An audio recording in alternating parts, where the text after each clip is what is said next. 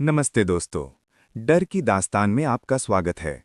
तो दोस्त, आज की इस कहानी में एक बस, एक ड्राइवर, एक कंडक्टर और एक ऐसा रास्ता जहां जाने के बाद कोई वापस नहीं आता।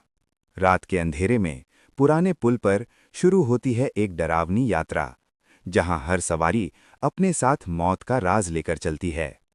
क्या ये बस सुरक्षित मंजिल तक पहुंचेगी या फिर इतिहास खुद को दोहराएगा? जानने के लिए देखिए पूरी कहानी, आखिरी बस की डरावनी सवारी, सिर्फ आपकी पसंदीदा चैनल पर, डर की दास्तान। वीडियो को लाइक करें और चैनल को सब्सक्राइब करना ना भूलें, क्योंकि डर की दास्तान यहीं जिंदा होती है। शाम के ठीक 11:45 हुए थे। बस स्टैंड लगभग खाली हो चुका था। चारों तरफ सन्नाटा था, सिर्फ दूर कहीं कुत्तों के भौंकने की आवाज आ रही थी। ड्राइवर रमेश अपनी सीट पर बैठा ऊँघ रहा था। दिन भर की थकान उसकी आंखों से साफ झलक रही थी। कंडक्टर मोहन टिकट मशीन को बैग में डालते हुए बोला, यार रमेश, आज ये आखिरी ट्रिप है, जल्दी निपटा दें, घर जाना है। रमेश ने गहरी सांस लेते हुए कहा, हाँ भाई, लेकिन ये रास्ता रात में बड़ा अजीब लगता है। ये बस पुराने पहाड़ी रास्ते से होकर जाती थी, जहां सालों पहले एक भयानक एक्सीडेंट हुआ था। कहा जाता था उस रात पूरी बस खाई में गिर गई थी और कोई भी जिंदा नहीं बचा था। तभी से लोग कहते हैं वहां आज भी आत्माएं भटकती हैं। मोहन हंसते हुए बोला, अरे छोड़ना, ये सब अफवाह है। लेकिन उसके चेहरे पर हल्की घबराहट थी। आखिरी सवारी।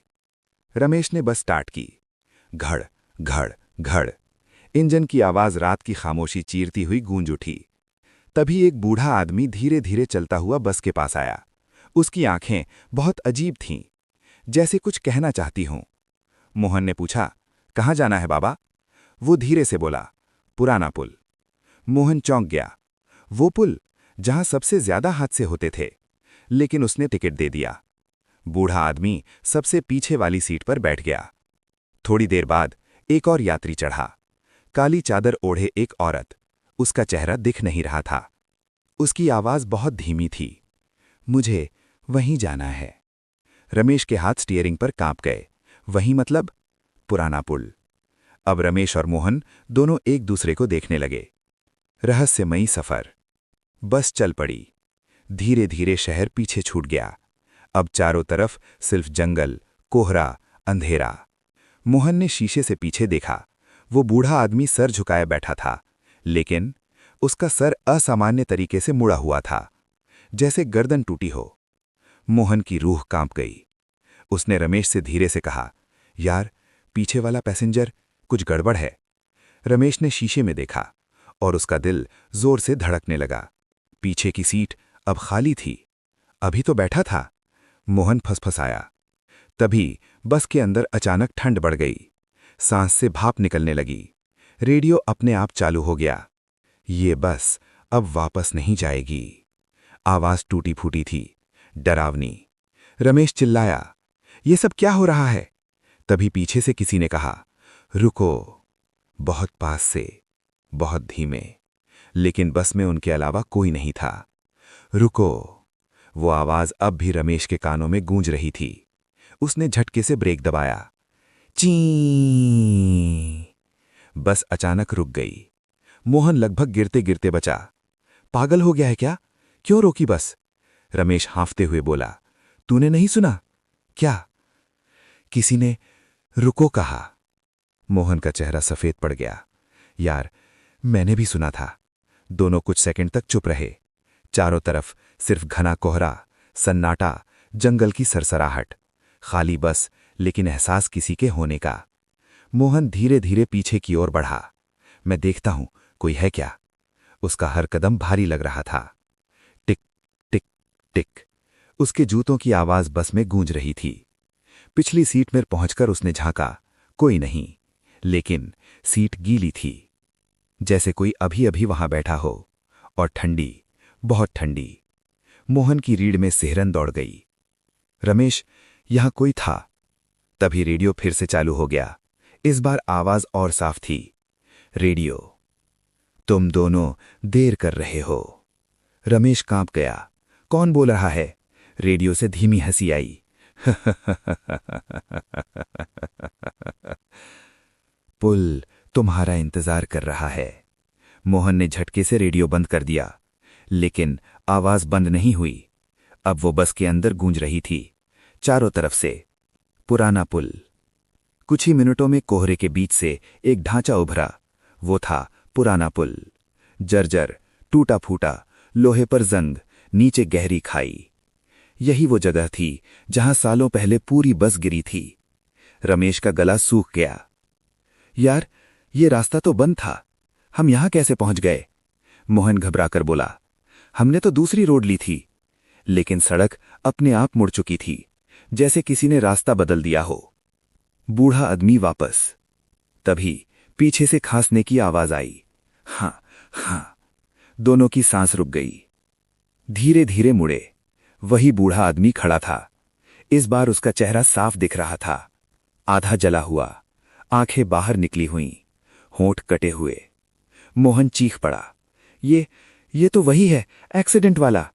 बूढ़ा मुस्कुराया, लेकिन उसकी मुस्कान में सिर्फ मौत थी। तुम हमें छोड़कर क्यों भागे थे? रमेश कांपते हुए बोला। हमने कुछ नहीं किया। बूढ़ा गुर्राया। तुम्हारी बस हमें मार गई थी। तभी पीछे से वो औरत भी दिखाई दी। अब उसका चेहरा दिख चुका था, खून से लथपथ, टूटी गर्दन, लटकता जबड़ा। हम घर जाना चाहते हैं, उसने रोते हुए कहा। मौत का आदेश। अचानक सारे शीशों पर हाथों के निशान उभर आए। हाथ हाथ हाथ, जैसे सैकड़ों लोग बाहर खड़े हों। रेडियो चीखा। बस आगे बढ़ाओ, वरना यहीं मरोगे। रमेश डर से पागल हो चुका था। उसने एक्सीलरेटर दबा दिया। बस धीरे धीरे पुल पर चढ़ने लगी। रमेश, रोक, ये पुल टूट जाएगा। लेकिन उसके कानों में सिर्फ एक ही आवाज थी। आगे, आगे, आगे। बस अब पुल के बीच में थी। नीचे खाई से अजीब रोशनी उठ रही थी, जैसे आग जल रही हो या आत्माएं बुला रही हों। बस धीरे धीरे कांपती हुई पुराने पुल के बीचों बीच पहुंच चुकी थी। नीचे गहरी खाई में धुआं, लाल नीली रोशनी, अजीब सी सरसराहट। ऐसा लग रहा था जैसे कोई नीचे से बुला रहा हो। आ, जाओ। रमेश की आंखें लाल हो चुकी थीं, पसीना बह रहा था। उसके हाथ स्टीयरिंग पर जकड़े हुए थे। मैं कंट्रोल नहीं कर पा रहा, वो हकलाया। मोहन चिल्लाया, ब्रेक दबा, ब्रेक दबा। लेकिन ब्रेक काम नहीं कर रहा था। घड़ी खराब होती मशीन। डैशबोर्ड पर लाइट्स टिमटिमाने लगी। Engine fail, brake error, system locked. Mohan ने कांपते हुए कहा, यह सब अपने आप हो रहा है। कोई बस को कंट्रोल कर रहा है। तभी पीछे से आवाज आई, हम हैं। सैकड़ों आवाजें एक साथ, पूरा बस गूंज उठा। शीशों पर अब खून टपकने लगा था। टप टप टप, हादसे की झलक। अचानक रमेश की आंखों के सामने सब बदल गया। वो अब उसी पुल पर था, लेकिन 15 साल पहले। उसने देखा, वही बस, वही ड्राइवर, वही कंडक्टर, और वो खुद भी वहीं था। ये कैसे? उसे याद आया, उस रात वो असिस्टेंट ड्राइवर था। नया नया जॉब मिला था। बारिश हो रही थी, सड़क फिसलन भरी थी। मोहन तब टिकट चेकर नहीं था, वो भी नया था। उस रात रमेश ने जल्दी में बस चलाई थी। मोहन ने कहा था, स्पीड कम कर, लेकिन उसने नहीं सुना। और फिर धमाका। बस फिसलकर पुल से नीचे गिर गई थी। छुपा हुआ सच। रमेश चीख पड़ा, नहीं नहीं, वो एक्सीडेंट हमने जानबूझकर नहीं किया था। तभी एक आत्मा सामने आई, एक छोटी बच्ची, खून से सना चेहरा, टूटा हाथ। अंकल, आपने हमें क्यों मारा? मोहन रोने लगा। हमने मदद बुलानी चाहिए थी, लेकिन नेटवर्क नहीं था। बच्ची ने धीरे कहा, झूठ। और तभी पूरा सच सामने आया। सच का बोझ। उस रात एक्सीडेंट के बाद कुछ लोग जिंदा थे, दर्द में कराह रहे थे, पानी, पानी, बचाओ। लेकिन रमेश और मोहन डर गए थे। अगर पुलिस आई, नौकरी जाएगी, जेल हो जाएगी। इसलिए वो भाग गए थे। उन्होंने किसी को खबर नहीं दी। मोबाइल था, नेटवर्क भी था, लेकिन उन्होंने कॉल नहीं किया। आत्माओं का फैसला। अब सारे भूत सामने आ चुके थे। बूढ़ा आदमी, वो औरत, बच्ची, दर्जनों चेहरे, सब खून में लथपथ। आज इंसाफ होगा, सबने एक साथ कहा। बस अपने आप आगे बढ़ने लगी। अब स्पीड तेज थी, पुल हिलने लगा। किर्रर किर्रर, लोहे की आवाज। मोहन गिरकर रमेश के पैरों में बैठ गया। माफ कर दो, हमें एक मौका दे दो। बच्ची ने सर झुकाया। एक मौका? अगर बचना है तो सच स्वीकार करो। आखिरी उम्मीद। अचानक बस के सामने एक छोटा सा मंदिर दिखा, पुल के किनारे, पुराना हनुमान मंदिर। दीपक जल रहा था, हवा में भी नहीं बुझा। मोहन ने चिल्लाया, रमेश, मंदिर, वहां रोक। रमेश ने पूरी ताकत से स्टीयरिंग मोड़ा, बस मंदिर की ओर मुड़ी। लेकिन तभी पुल का एक हिस्सा टूट गया। कड़ाक, बस झुकने लगी। आधा हिस्सा हवा में लटक गया। नीचे सिर्फ मौत थी। बस आधी हवा में लटकी हुई थी। नीचे गहरी खाई से ठंडी हवा ऊपर आ रही थी। हू हू, ऐसी आवाज जैसे कोई रो रहा हो। रमेश का पैर एक्सीलरेटर पर जड़ हो गया था, हाथ कांप रहे थे। मोहन, अब सब खत्म हो गया क्या? मोहन सीट पकड़कर खड़ा रहा। नहीं, अभी नहीं। उसकी नजर मंदिर पर थी, वो छोटा सा हनुमान मंदिर। दिया अब भी जल रहा था, आस्था की आखिरी डोर। मोहन ने जेब से लाल धागा निकाला। मेरी माँ ने दिया था, कहा था मुश्किल में काम आएगा।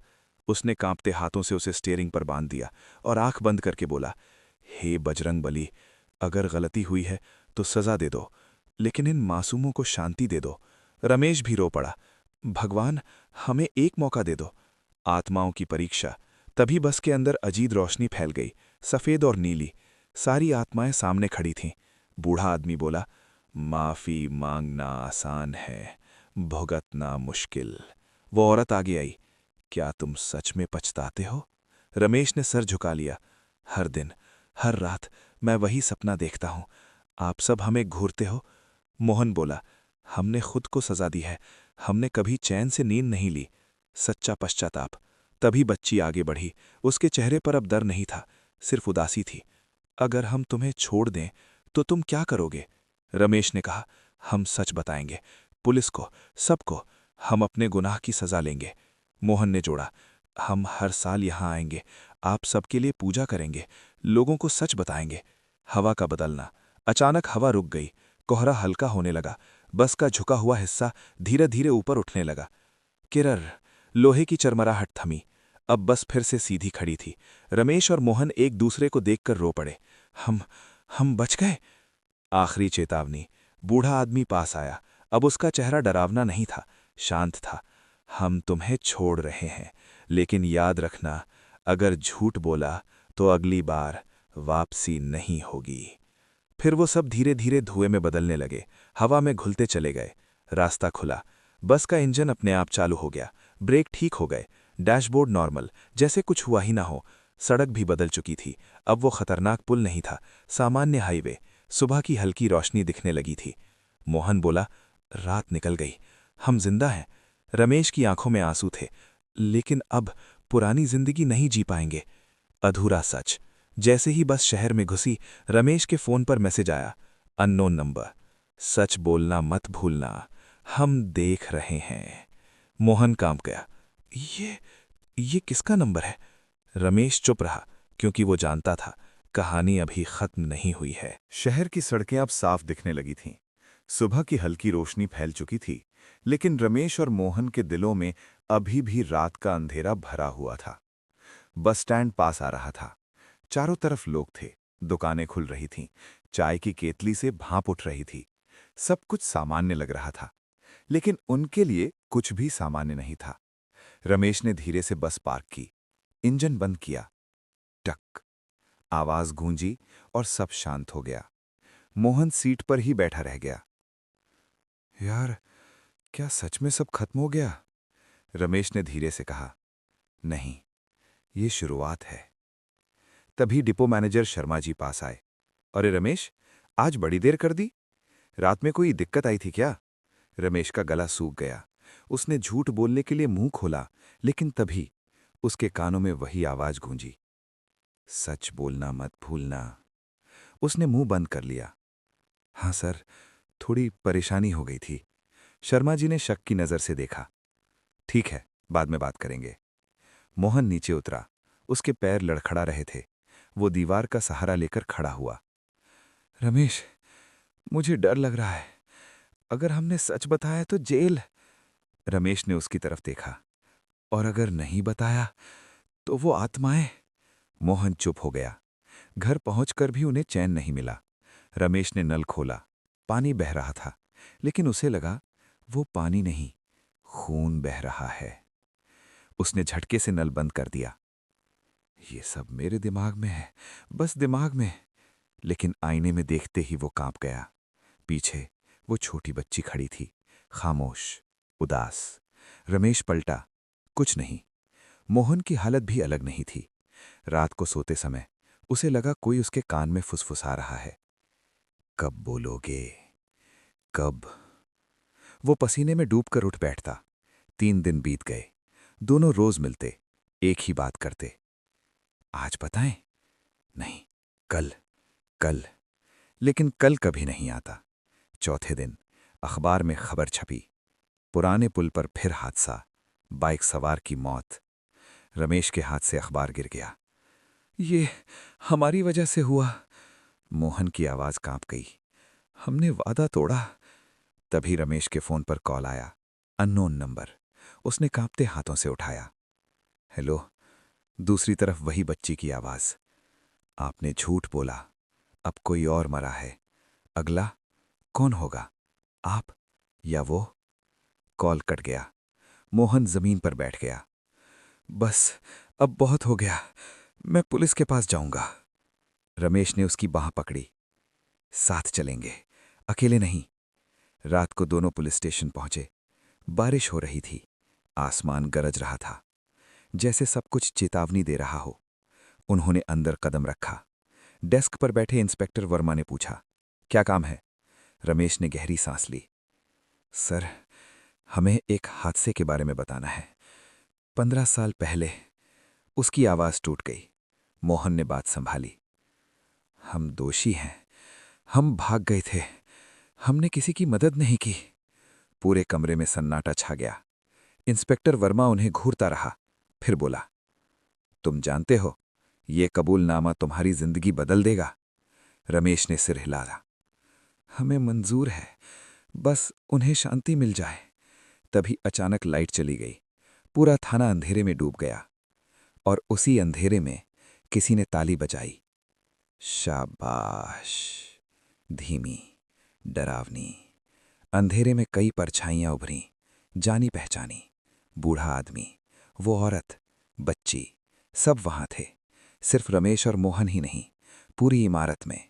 और उनकी आंखों में अब दया नहीं, सिर्फ फैसला था। पुलिस स्टेशन पूरी तरह अंधेरे में डूब चुका था। बाहर बारिश की आवाज, टप टप टप।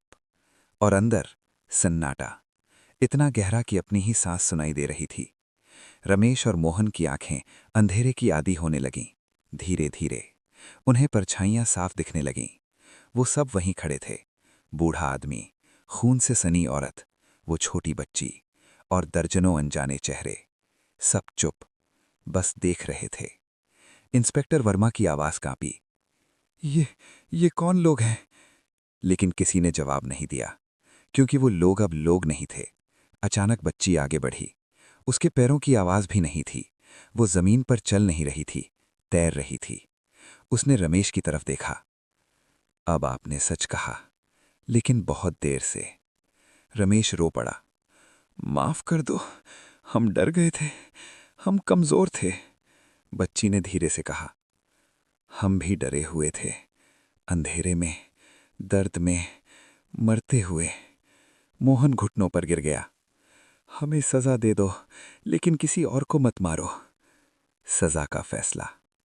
तभी बूढ़े आदमी ने बोला, कानून अपना काम करेगा, लेकिन आत्माओं का भी कानून होता है। उसने हाथ उठाया। पूरा कमरा ठंडा पड़ गया। सांस से धुआं निकलने लगा। कागज हवा में उड़ने लगे। फाइलें खुल गईं। इंस्पेक्टर वर्मा जड़ हो चुका था। वो कुछ बोल नहीं पा रहा था, जैसे किसी ने उसे पत्थर बना दिया हो। तभी दीवार पर अचानक खून से लिखा उभरा, न्याय, न, या, य। धीरे धीरे पूरा शब्द बना। सबकी आंखें फटी रह गईं। अकीत की सजा। अचानक रमेश और मोहन को लगा, जमीन खिसक रही है। वो गिरने लगे, लेकिन नीचे नहीं, पीछे, समय में। वो फिर उसी रात पहुंच गए, 15 साल पहले। बारिश, अंधेरा, टूटी बस, चीखें, बचाओ, पानी, माँ। सब कुछ फिर से। इस बार वो भाग नहीं सकते थे। वो मजबूर थे, हर आवाज सुनने को, हर दर्द महसूस करने को, हर मौत देखने को। मोहन चिल्लाया, बस करो, हम सह नहीं सकते। लेकिन कोई नहीं रुका। आत्मस्वीकार। घंटों जैसे बीत गए। जब सब खत्म हुआ, वो फिर थाने में थे, जमीन पर पड़े हुए, कमजोर, टूटे हुए। रमेश की आवाज मुश्किल से निकली, अब जो सजा दो, मंजूर है।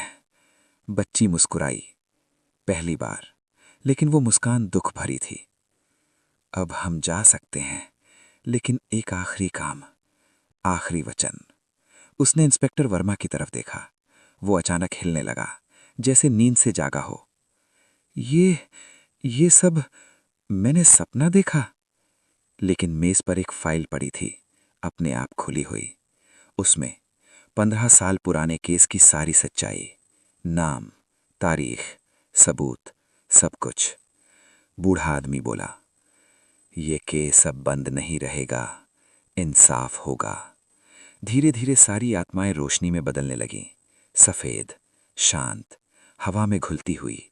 जाने से पहले बच्ची ने कहा, अब हम देखेंगे तुम सच पर टिके रहते हो या नहीं। लाइट वापस आ गई। थाना रोशन हो गया, जैसे कुछ हुआ ही ना हो। पुलिस वाले दौड़ कर आए। सर, लाइट चली गई थी। इंस्पेक्टर वर्मा हांफते हुए बोला, इन दोनों को हिरासत में लो, पुराना केस फिर खोलो। रमेश और मोहन को हथकड़ी लग गई। क्लिक, आवाज गूंजी। मोहन ने धीरे कहा, कम से कम वो अब चैन से सो पाएंगे। रमेश ने आसमान की तरफ देखा, हाँ, और शायद हम भी। लेकिन उसी पल खिड़की के शीशे में उन्हें परछाई दिखी। वो बच्ची, मुस्कुराती हुई, अब डरावनी नहीं, शांत। रमेश और मोहन को पुलिस जीप में बैठाया गया। बारिश अब रुक चुकी थी। सड़क पर पानी चमक रहा था। नीली लाल लाइट घूम रही थी। पूरा शहर जाग चुका था। लेकिन दोनों की दुनिया जैसे थम गई थी। जीप में सन्नाटा था, सिर्फ इंजन की आवाज। मोहन ने धीरे कहा, रमेश, क्या सच में अब सब ठीक हो जाएगा? रमेश ने खिड़की से बाहर देखते हुए जवाब दिया, पता नहीं, लेकिन अब झूठ नहीं बचेगा। जेल की पहली रात। उन्हें अस्थायी लॉकअप में रखा गया। लोहे का दरवाजा क्लैंग बंद हो गया। अंदर हल्की पीली लाइट, नमी, सीलन और अजीब सी ठंड। मोहन दीवार से टिककर बैठ गया। ये जगह बहुत भारी लग रही है। रमेश ने सिर हिलाया, क्योंकि यहां सच और झूठ टकराते हैं। रात गहरी होती गई। 12 बजे, 1 बजे, 2 बजे। अचानक क्लिक क्लिक, कदमों की आवाज। कोई आ रहा था, लेकिन बाहर कोई गार्ड नहीं दिखा। रहस्यमयी कैदी। सामने वाली कोठरी में एक आदमी बैठा था, जिसे उन्होंने पहले नहीं देखा था। दुबला, सफेद बाल, खाली आंखें। वो धीरे बोला, तुम दोनों आखिरकार लौट आए। मोहन घबरा गया। अब हमें जानते हो? वो आदमी हंसा, मैं भी उसी बस में था, 15 साल पहले। रमेश का दिल रुक गया। लेकिन लिस्ट में तो सब मर गए थे। वो आदमी बोला, सब नहीं, मैं बच गया था। लेकिन उसने अपनी छाती दिखाई, एक गहरा निशान। मेरे अंदर सब मर गया। बदले की आग। उसकी आवाज में जहर था। तुम भाग गए, हमें तड़पता छोड़ दिया। मेरी बीवी, मेरा बेटा, दोनों वहीं मर गए। मोहन रोने लगा, हमें माफ कर दो, हम कायर थे। वो आदमी खड़ा हुआ। उसकी परछाई अजीब तरह से फैल गई, दीवार पर, बहुत बड़ी, असामान्य। माफी? 15 साल की आग बुझती है क्या माफी से? अजीब खुलासा। तभी जेल की लाइट झपकने लगी। Flick flick. हवा ठंडी हो गई और अचानक वो आदमी गायब। सामने की कोठरी खाली, जैसे कोई था ही नहीं। मोहन कांप गया। ये क्या था? रमेश की आंखें फैल गईं। वो भी आत्मा था। डरावना संदेश। तभी दीवार पर उंगलियों के निशान उभरे, धीरे धीरे शब्द बने। सजा अभी बाकी है। खून जैसे लाल, टपकते हुए। रमेश ने सिर पकड़ लिया। हमने तो कबूल कर लिया, फिर क्यों? तभी बाहर से आवाज आई, क्योंकि कुछ घाव कानून नहीं भरता, किस्मत भरती है। वही आवाज, वो आदमी, हर तरफ गूंजती हुई। सपने या हकीकत? धीरे धीरे दोनों की आंखें भारी होने लगीं। नींद का झोंका, लेकिन डर के साथ। रमेश ने देखा, वो फिर उसी बस में है, ड्राइविंग सीट पर, सामने अंधेरा, पीछे चीखें। मोहन ने देखा, वो खाई में गिर रहा है, बार बार, खत्म न होने वाला सपना। अचानक दोनों एक साथ चिल्लाकर उठे। आह! सुबह हो चुकी थी, धूप अंदर आ रही थी। गार्ड चिल्लाया, उठो, कोर्ट जाना है। लेकिन दीवार पर वो शब्द अब भी थे, सजा अभी बाकी है। मिटे नहीं थे, न खून सूखा था, न डर। सुबह की धूप जेल की सलाखों से छनकर अंदर आ रही थी, लेकिन रमेश और मोहन के चेहरे पर कोई रोशनी नहीं थी। दोनों थके हुए, डरे हुए, टूटे हुए। गार्ड ने दरवाजा खोला। चलो, कोर्ट। हथकड़ी लगी। क्लिक, क्लिक, लोहे की ठंडी आवाज। अब वो सच में कैदी थे। अदालत का माहौल। कोर्ट रूम भरा हुआ था। मीडिया, कैमरे, लोग, सबकी नजर उन्हीं पर। यही है वो 15 साल पुराना केस, भागे हुए ड्राइवर कंडक्टर। फुसफुसाहटें गूंज रही थीं। मोहन का सिर झुक गया। रमेश सीधा खड़ा रहा। अब भागना नहीं था। जज साहब आए। Order, order. पूरा हॉल शांत हो गया। केस पढ़ा गया। एक एक सच, एक एक झूठ, एक एक मौत। रमेश की आंखों से आंसू गिरते रहे। गवाह का आना। तभी एक गवाह को बुलाया गया। मिस्टर अरविंद कुमार, वही आदमी, जेल वाला, जिसे उन्होंने देखा था, अब असली इंसान की तरह, जिंदा, सामने खड़ा। मोहन फुसफुसाया, ये तो भूत था। रमेश बोला, नहीं, ये जिंदा है, पर इसका दर्द भूत से कम नहीं। अरविंद ने कांपती आवाज में बयान दिया, उस रात मैं सीट नंबर 12 पर था।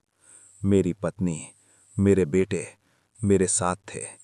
एक्सीडेंट के बाद हम जिंदा थे, हम चिल्लाते रहे, लेकिन ये दोनों भाग गए। पूरा कोर्ट सन्न रह गया। आत्माओं की मौजूदगी। जैसे ही अरविंद रोया, हवा अचानक ठंडी हो गई, पर्दे हिलने लगे। रमेश ने महसूस किया, पीछे कोई खड़ा है। उसने शीशे में देखा, वो बच्ची, मुस्कुराती हुई, शांत। सिर्फ वो देख पा रहा था। मोहन की हालत खराब हो गई। उसके कान में आवाज आई, डरो मत, अब सच सामने है। आखिरी बयान। जज ने पूछा, क्या आरोपी कुछ कहना चाहते हैं? रमेश खड़ा हुआ, पूरी हिम्मत के साथ। हाँ माय लॉर्ड, हम दोषी हैं। हम डर गए थे, हम स्वार्थी थे, हमने लोगों को मरने दिया। हमें जो सजा मिले मंजूर है। मोहन भी बोला, हम माफी के लायक नहीं, लेकिन सच छुपाएंगे नहीं। फैसला। पूरा कोर्ट खड़ा था। जज ने फाइल बंद की, गहरी सांस ली। कोर्ट ये मानता है कि आरोपी दोषी हैं, लेकिन उन्होंने खुद आगे आकर कबूल किया और केस दोबारा खुलवाया। इसलिए सबकी सांस अटक गई। उन्हें 20 साल की सख्त कैद और मृतकों के परिवार को मुआवजा देने का आदेश दिया जाता है। हथौड़ा बजा, ठक, फैसला हो गया। आत्माओं की विदाई। उसी पल रमेश ने देखा, कोर्ट की छत के पास सफेद रोशनी धीरे धीरे ऊपर उठती हुई। उसमें बूढ़ा आदमी, वो औरत, बच्ची, सब मुस्कुराते हुए, शांत, अब डरावने नहीं थे। मोहन ने भी महसूस किया, दिल हल्का हो गया, जैसे कोई बोझ उतर गया हो। नई कैद, नया जीवन। जेल ले जाते समय मोहन बोला, 20 साल बहुत लंबा समय है। रमेश ने मुस्कुराकर कहा, हमने तो पूरी जिंदगी का बोझ उठाया था, ये तो उसका छोटा सा हिस्सा है। लेकिन तभी बस स्टैंड के पास से गुजरते हुए उन्होंने एक पुरानी बस देखी। वही नंबर, वही रूट। जेल की ऊंची दीवारें, लोहे के गेट, चारों तरफ पहरा। रमेश और मोहन की नई दुनिया यही थी। न कोई बस, न कोई सड़क, न कोई आजादी, सिर्फ सजा, इंतजार और यादें। पहले कुछ महीने बहुत मुश्किल थे।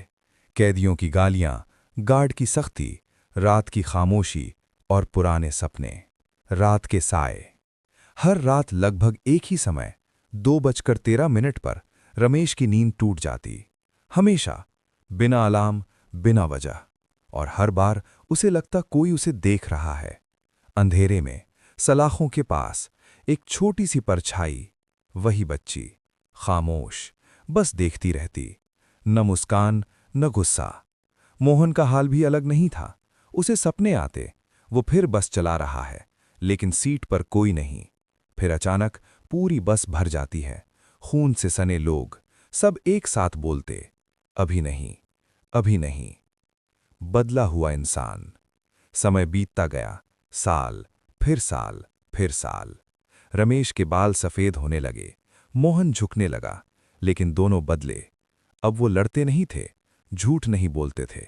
जेल की लाइब्रेरी में काम करने लगे, दूसरों को पढ़ना सिखाते, बीमार कैदियों की मदद करते, जैसे अपने पाप का प्रायश्चित कर रहे हों।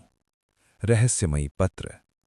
15 साल बाद एक दिन रमेश के नाम एक चिट्ठी आई, बिना भेजने वाले के नाम, सादा कागज, सिर्फ एक लाइन, अब आखिरी परीक्षा है। मोहन ने पढ़ा, उसका चेहरा पीला पड़ गया। अब क्या बचा है? अचानक तबादला।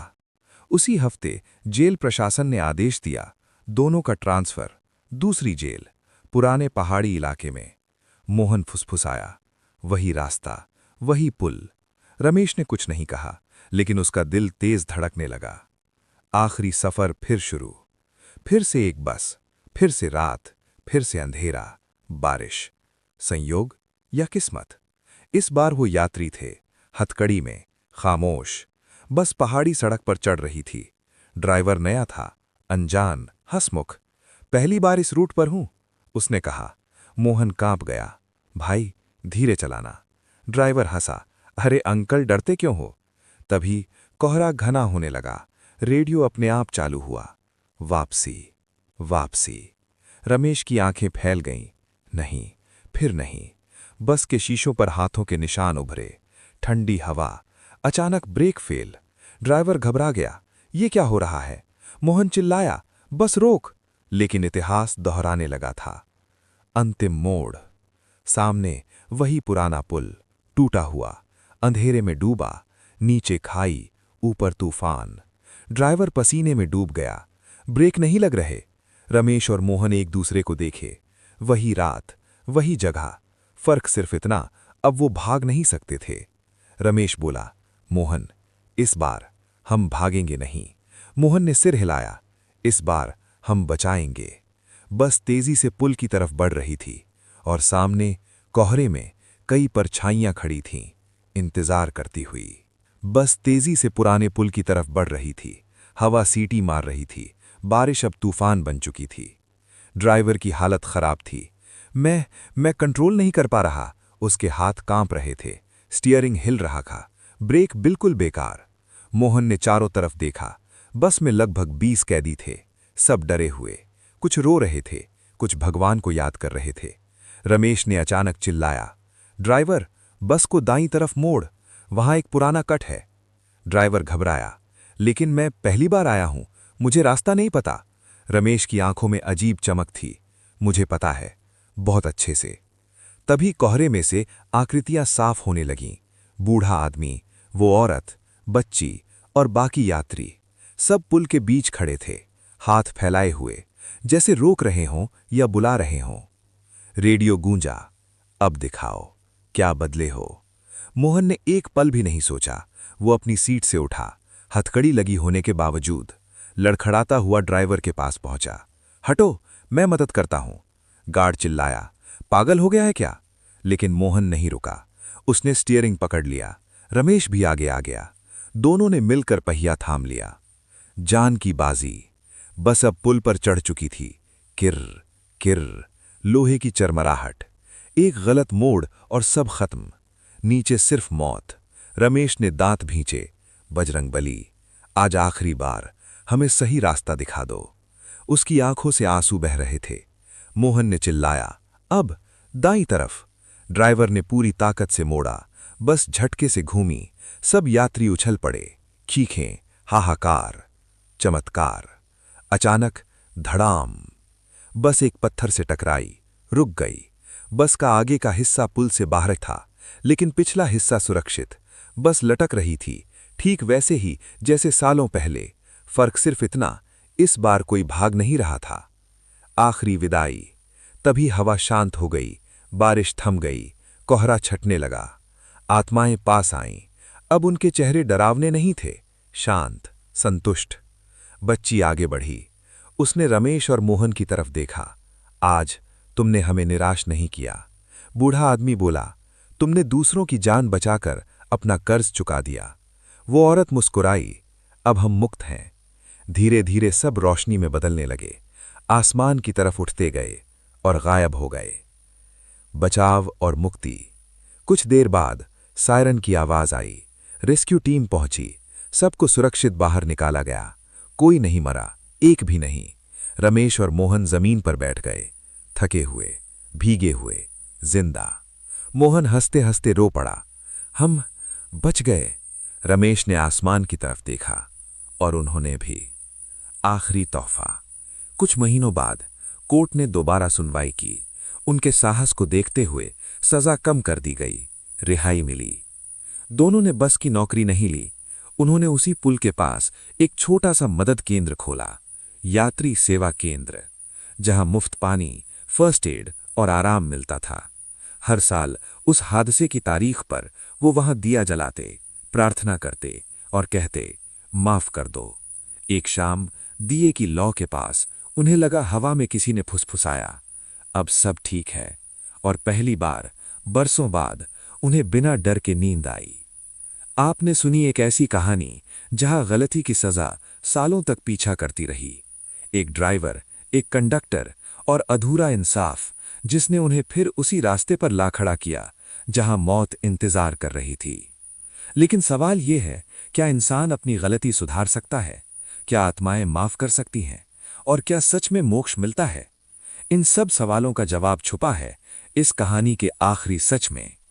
अगर आपको ये कहानी पसंद आई हो तो वीडियो को लाइक करें, चैनल को सब्सक्राइब करें और जुड़े रहिए डर की दास्तान के साथ, क्योंकि यहाँ हर कहानी दिल दहला देती है।